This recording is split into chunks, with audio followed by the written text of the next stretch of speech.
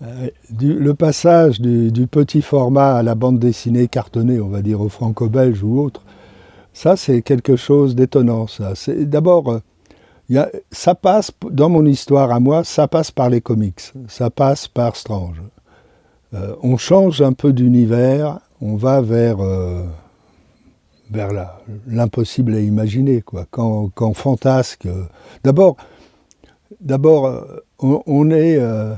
l'un d'entre nous, Philippe, est originaire du Nord. Donc lui, il habitait à Roubaix, qui est tout à côté de Tourcoing, et à quelques centaines de mètres de chez lui, il y avait les éditions Artima, Artima Arédit.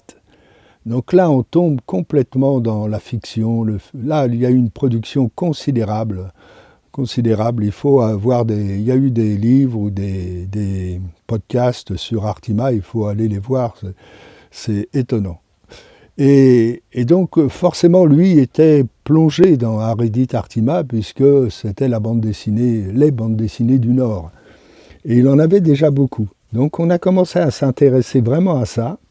Et puis, en 69, est apparu Fantasque. Alors là, c'est le premier super-héros de Lug. Ça a été un coup de tonnerre. Fantasque, vraiment, ça a été, pour les jeunes de ma génération, ça a été un... 69, j'avais 16 ans.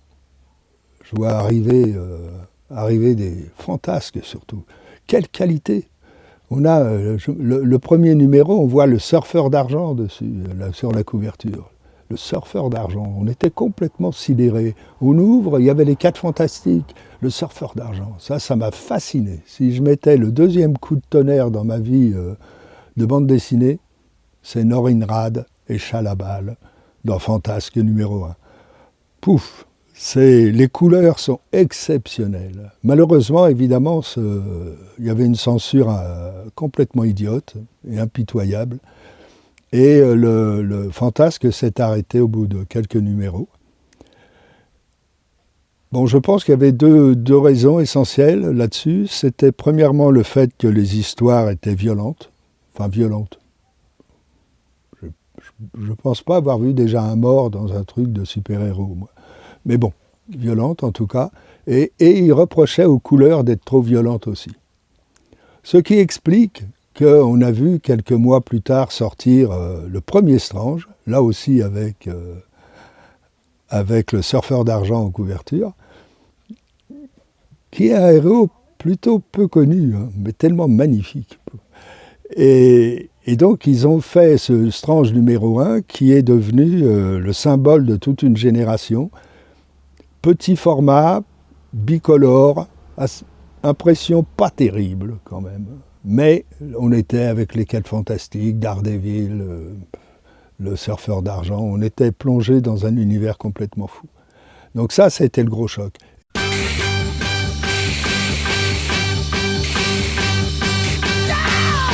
Évidemment, entre-temps, comme on faisait beaucoup de brocantes avec mes amis, enfin entre-temps, pas entre-temps, un peu après, comme on faisait beaucoup de brocantes, évidemment, et puis que mes copains, eux, venaient de familles peut-être un peu plus aisées,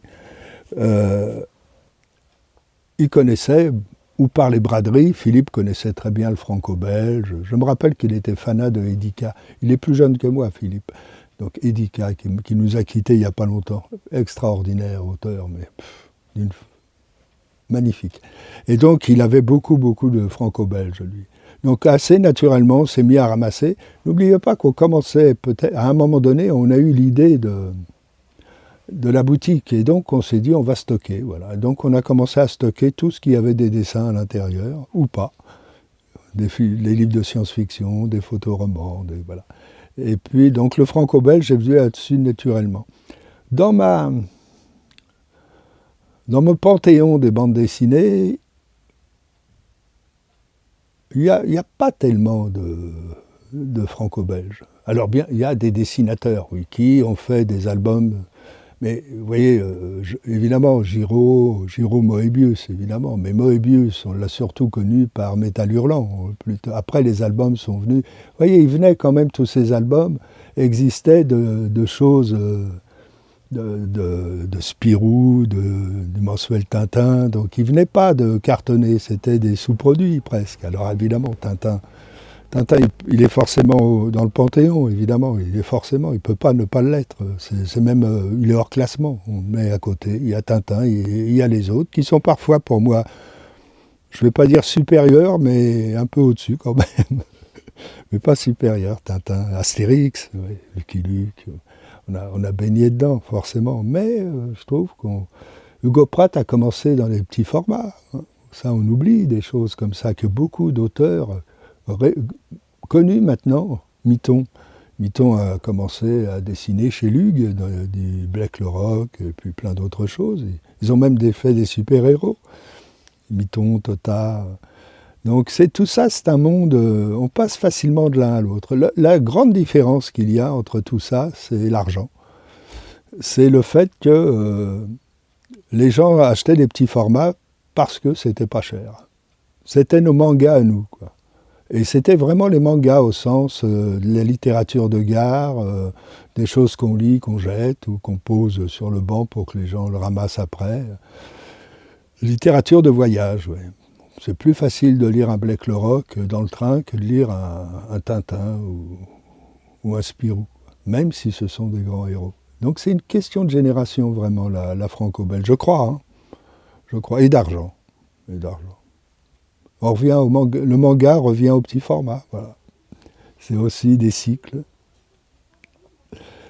Oui, mais oui. Je ne saurais pas choisir maintenant. Si, enfin, vous m'avez entendu. C'est clair qu'il y a le petit format d'abord.